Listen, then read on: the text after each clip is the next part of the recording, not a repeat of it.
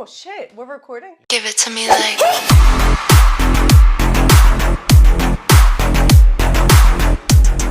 I've been doing hair since I've been 13, but when I was a little kid, my mom would we would go shopping and shit like that, and basically we would go into this store called KB Toys, and it's not even around anymore. That's kind of like telling my age.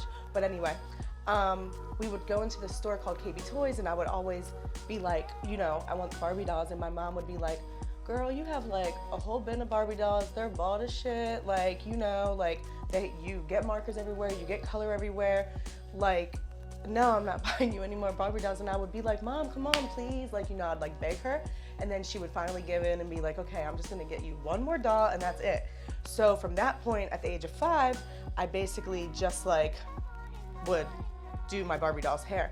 And then my mom had this hairdresser that had his own little cute studio, and I would beg her, can I come with you to the hairdresser? Can I just kind of go there, see what it's about, blah, blah, blah. She asked her hairdresser at the time. He was like, yeah, sure, you can come assist or do, whatever. So I was kind of sweeping hair, answering the phones, and just kind of shampooing and watching. And then at that point, I just was like, you know what, I'm really in love with this shit. High school comes around, and I'm like, Mom, send me to Vo-Tech. I just want to go to tech. I want to graduate, get my license, boom, start in a salon. And I had a learning disability. So my mom was like, they're not going to be able to give you what you need out of vocational school. So you need to stay in just regular high school. And then I'll just send you to COS school. Went to Philly, did my licensing at Jean-Madeline Aveda Institute in South Philly. Graduated from there, valedictorian. That was kind of lit because I never thought that I would ever get there. Sometimes you have things in life that can kind of set you back, but I never thought that would be possible because of my learning disability. And so then I just did a whole bunch of different internships and stuff like that in Philly. And basically I am this small ass fish in a big ass pond, and I don't want to be that. So I moved back home to my hometown, Harrisburg, which is a smaller city, to where I basically was already kind of established because everyone knew me. So I was like, all right, cool, let me think about this a little differently. I'm about to be this big ass fish in a small pond, right? So then I was like, okay, in a matter of a year, it took off.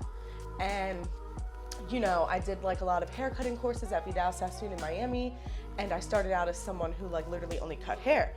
And after a while, I realized, you can't fucking make money off of cutting hair, because people will literally postpone haircut appointments, but they won't postpone color appointments. But I had to force myself to learn how to do color.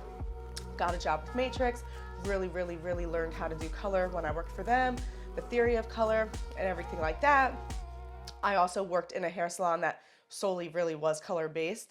So that helped me dive deep into color. And then I just was hairdressers, I'm fucking crazy. Okay, so we're crazy. Our minds, we're artists, we are different. I'm obsessed with anything color.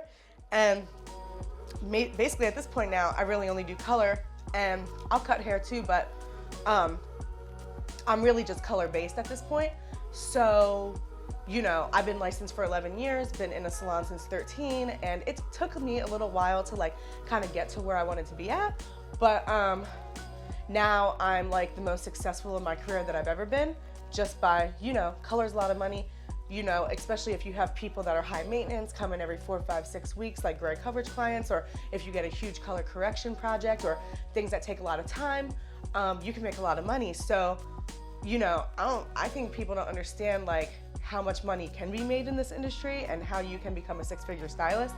So that's one of the things I really like too, is you can work as many days as you want, you can do as many clients as you want. It's the only career that I feel along with some other careers, that you can kind of dictate, how long of days you want to work, or, what you want to take on. And when you get to a point in your career to where you just are so fucking over the bullshit of people's bullshit, and you get to a point to where you're I don't need that shit, or I don't need to take that shit on, you know what I mean? It's a really good point to get to, and that's kind of where I'm at, and I'm just over the bullshit. So yeah, that's that. Basically, I've been behind the chair, like I said, for 11 years at this point. And being behind the chair full-time, being a stylist, it's long days, we don't get breaks, sometimes we don't get to eat, drink, go to the bathroom, and mentally it can be a lot on a person. And since I've been doing this for so long, at this point, I'm like really tired. So I had to kind of figure out, okay, what can I do to kind of shift this, because I love doing hair, but it's like a lot, right? So not even just on like a physical level, on a mental and emotional level, we're therapists behind this chair. We're not just people doing hair, we're touching lives, you know what I mean? We're literally like listening to people's problems and, just like sometimes like I know some of my people's like deepest, darkest secrets, and it can be heavy. So I was like, okay, what can I do to basically kind of fall back a little bit from doing hair? So I went and got my cosmetology teacher's license, not because like I wanted to teach in a cos school or like a vocational school or anything, just to kind of like, have a little bit more credentials, or just to like make me feel good about like having, another certificate under my belt.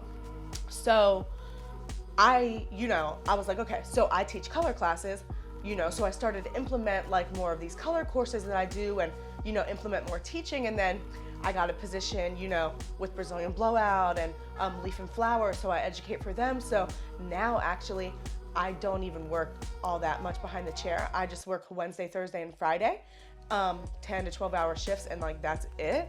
And now that gives me more time to teach. So I kind of want to be more educational based. And eventually my long-term goal would be to be more educational and like maybe part-time behind the chair.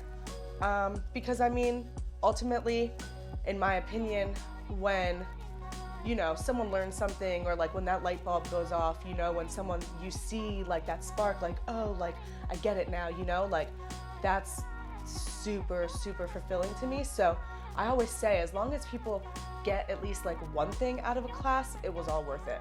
So that's kind of like what I strive to do, is like help people do better, be better, set them up for success. And yeah, that's like kind of where I'm at now. So I kind of took a shift and was like, I need to kind of take my career now a step further, because I'm kind of feeling a little complacent behind this chair, as I'm sure all of you can kind of relate to, because it can be a lot, you know what I mean? And I'm sure you guys can understand that, like we as hairstylists are talking to people behind the chair, and we are doing so much on, not just a physical level, but on a mental level and an emotional level.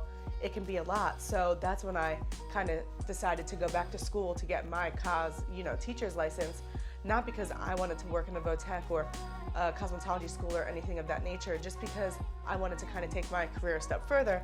So then I was like, okay, now that I'm like good behind the chair, I only want to work 3 days a week, because it's a lot. So I just work Wednesday, Thursday, Friday now, and the rest of my time is educational based.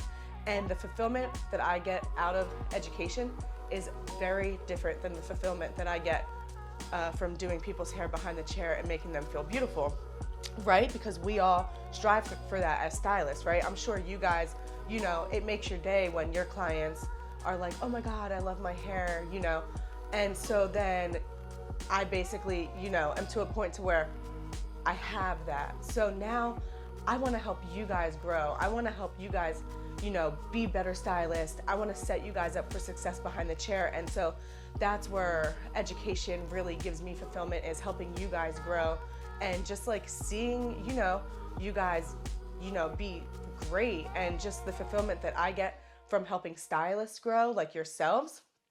It really gives me fulfillment, especially when that light bulb goes off for, you as a stylist. It's definitely very fulfilling.